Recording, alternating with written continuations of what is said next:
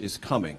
Some lawmakers, Lindsey Graham among them, have almost described the situation as inevitably leading to war. I don't want to ask you if you think it's inevitable. What I do want to ask you is, as President of the United States, would you tolerate a nuclearized North Korea that is contained and deterred, but still nuclear? Or would it have to abandon nuclear weapons, and would military action on the part of the United States be one of the options necessary to achieve that goal? Military action would certainly be an option. Is it inevitable? Nothing's inevitable. It would be great if something else could be worked out. We would have to look at all of the details, all of the facts, but we've had presidents for 25 years now. They've been talking, and the day after an agreement is reached, new work begins in North Korea, continuation on nuclear. So I would prefer not going the route of the military, but it's something certainly that could happen. Our military has never been stronger. We are in a position now, and you know the new orders, you see the numbers just like I see the new numbers. It's been tens of billions of dollars more in investment, and each day new equipment is delivered, new and beautiful equipment, the best in the world, the best anywhere in the world, by far. Hopefully we're not going to have to use it on North Korea. If we do use it on North Korea, it will be a very sad day for North Korea. Do you have a question for the Emir? Follow-up, is it acceptable for you as president for North Korea to be nuclearized but contained and deterred? Is that a strategy we're going to see what it is? I don't negotiate with you. No, I'm not negotiating with you. Maybe we'll have a chance to negotiate with somebody else, but I don't put my negotiations on the table, unlike past administrations. I don't talk about them. But I can tell you that North Korea is behaving badly, and it's got to stop. Okay? A question for the Emir? Your Excellency, you mentioned in a general sense the situation with Qatar. How optimistic are you about it being resolved, and what role would you like the President of the United States to play in achieving a resolution?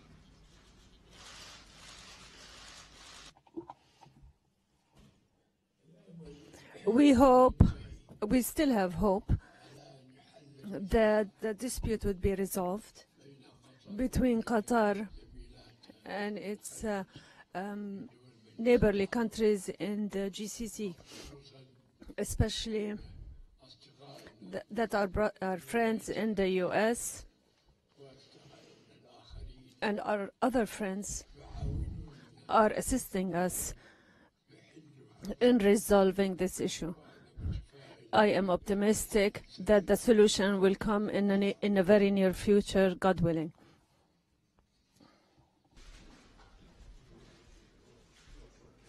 Question for the, yes, for the Emir first, yes.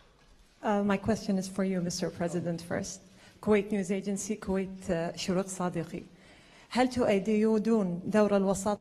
Do you support the Kuwaiti mediation role between Qatar and the four countries, and do you support the holding of a conference that will include all parties in Kuwait? Thank you. Well, I do appreciate and respect the mediation. I would be willing to be the mediator. I was telling the Emir before that if I can help between UAE and Saudi Arabia, where I have a very great relationship. I spoke with the king yesterday, King Solomon. He's a friend of mine, and we spoke on unrelated subjects, but we had a long conversation. If I can help mediate between Qatar and, in particular, the UAE and Saudi Arabia, I would be willing to do so. And I think you'd have a deal worked out very quickly. I think it's something that's going to get solved fairly easily. Kuwait has been really the leader of getting it solved, and we appreciate that very much. But I do believe that we'll solve it. If we don't solve it, I will be a mediator right here in the White House. We'll come together very quickly. I think we'll have something solved. أحمد مكي. Ahmed Makki. سيدي حضرة صاحب السمو. Mr. Amir, in light of the regional conditions in the region, has there been an assertion on the role of the U.S. commitment to the security of the state of Kuwait? Thank you. Thank you. And you have heard now what His Excellency the President has said about the relations between Kuwait and the U.S. and its assertion of its commitment to the security of Kuwait. And this is not something new. And don't forget that the United States has managed with its other allies. When Kuwait was occupied, it liberated Kuwait from Iraq within a few months. And this is something that the Kuwaiti people remember very well, and everybody also. And we here thank the United States and the American people for that. Thank you. Go ahead. Thank you, Mr. President. Nadia Bilbisi with Al Arabiya Television. You dispatches a team to Israel and Palestine, and you're about to meet the leaders of both countries in the UN soon. Do we expect a new American initiative to move the process forward? And if I may, sir, the UN has just published a report about Syria's Assad regime using chemical weapons. They said that basically use it more than two dozen times. Does that mean that President Assad is immune now from any prosecution? And what can you do to stop the further use of chemical weapons? Thank you. Well, first of all, the Palestinians and the Israelis, we are discussing, we are working. They say it is the world's most complex and difficult deal. You know that. But it is something that could happen. I believe that the relationships that we have with both can help. It's an event that's just never taken place. Sometimes people think they're close and it never happens, or it never happens successfully. I think we have a chance of doing it. I think the Palestinians would like to see it happen. I think the Israelis would like to see it happen. And usually when you have two groups that would like to see something happen, good things can happen. So I think there is a chance that there could be peace. But again, I say that a little bit reluctantly. We're going to give it our best. We have tremendous talent working on that particular transaction. As you know, David Friedman, the ambassador, is very much involved. We have a great group of people. We'll see what happens. As far as the chemical weapons, I find it hard to believe that after what we did the last time, that Assad would do that again. I haven't heard what you just said, but I find that a little bit difficult to believe. But nothing would change. We would be extremely upset if he was using chemical weapons. As far as Syria is concerned, we have very little to do with Syria other than killing ISIS. What we do is we kill ISIS. And we have succeeded in that respect. We have done better in 8 months of my presidency than the previous 8 years against ISIS. So ISIS is rapidly disappearing, as you know, and that's because of our great military. The military has been absolutely incredible in terms of what they've done with ISIS in Iraq and in Syria. Do you have a question for the Emir?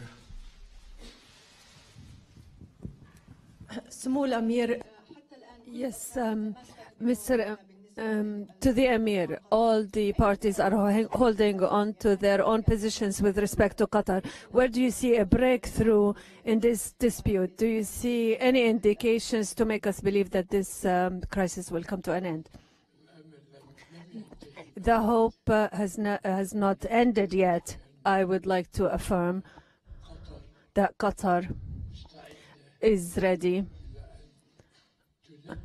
to meet all the demands that were put, the 13 demands that were presented, and is ready to sit at the table to negotiate and to discuss with us all everything related to the dispute between the parties, the Gulf parties. As you know, we have 13 demands that were presented, and we know that not all of these 13 demands are acceptable. But if we were to sit down together and discuss these 13 demands, and we have indeed accepted them, and Qatar has accepted them, we would be able to resolve all 13 demands, all the issues and points that harm and relate to the dispute between the countries of the region, and anything that harms the interest of our other friends. Thank you. This all began because of the fact that there has been massive funding of terrorism by certain countries. And what I want is stop the funding of terrorism. And we're going to stop the funding of terrorism. And if they don't stop the funding of terrorism, I don't want them to come together. But I think they will. Okay? You have a question? Your people have a question, yes?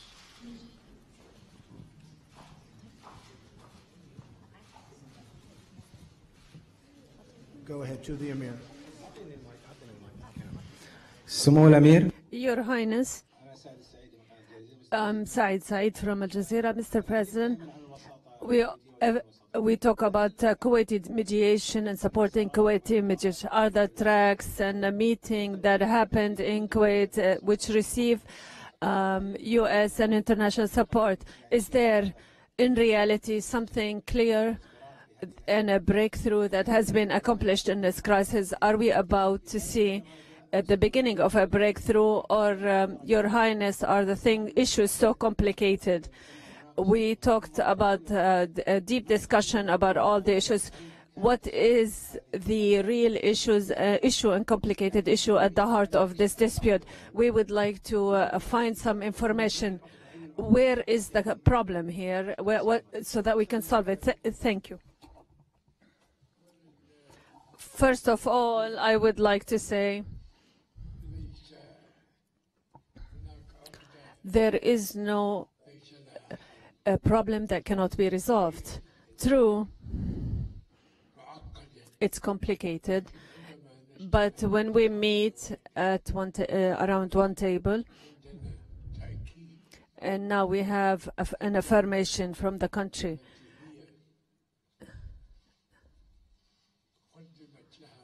to which some demands were presented by its brotherly nations in the Gulf region. When we hear that it's ready to discuss all these demands,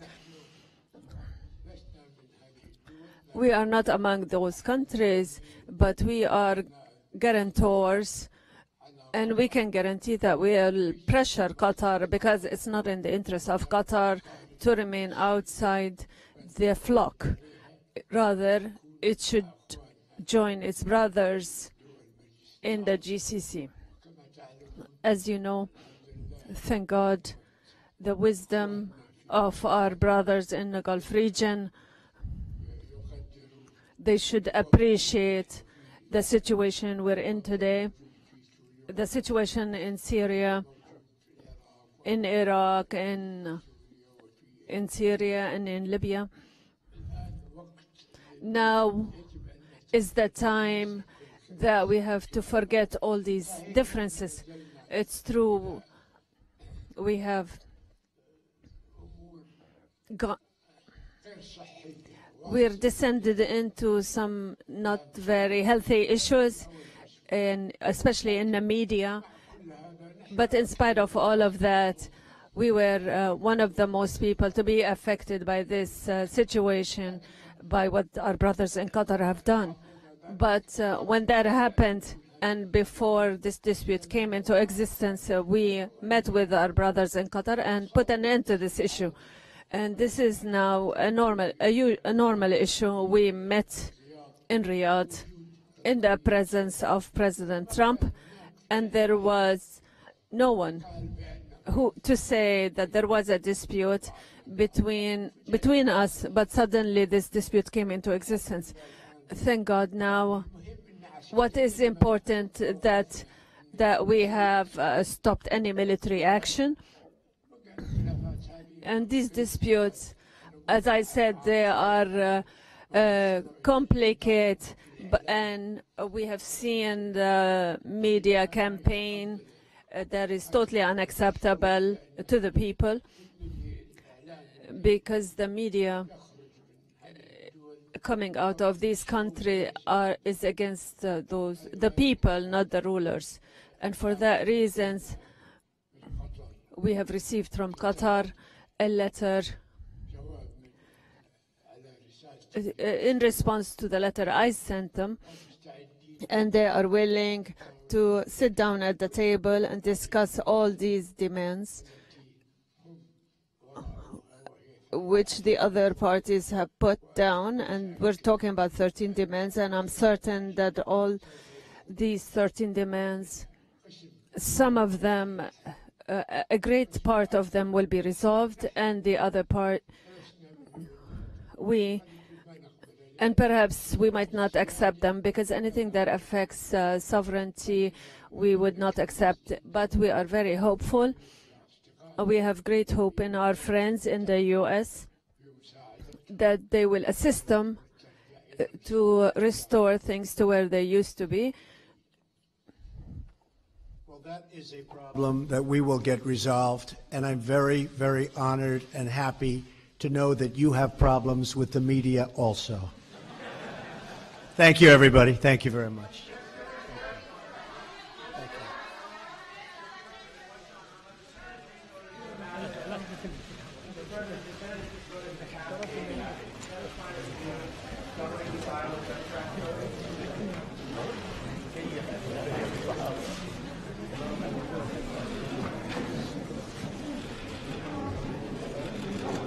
ناصر